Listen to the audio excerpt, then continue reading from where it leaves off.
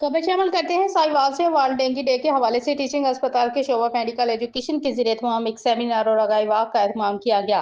मजीद जानते हैं Rana Zulfiqar Sarwar, divisional bureau chief, 91 news Sahiwal division की इस रिपोर्ट में।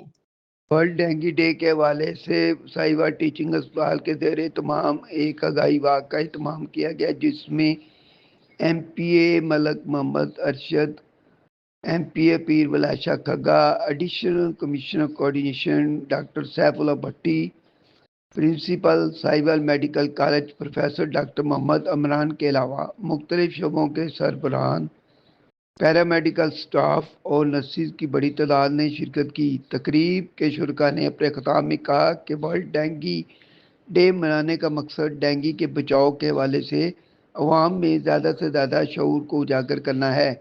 उन्होंने मज़ीद कहा कि पाकिस्तान में डेंगू वबा पर मौसर अंदाज में काबू पाया गया है। उन्होंने मज़ीद कहा कि शहरी डेंगू पर काबू पाने के लिए हुकूमत का भरपूर साथ दें और अपने घरों के अंदर सफाई को यकीनी बनाएं। Report Rana Zulfiqar Sarwar, divisional bureau chief, 91 news Sahiwal division.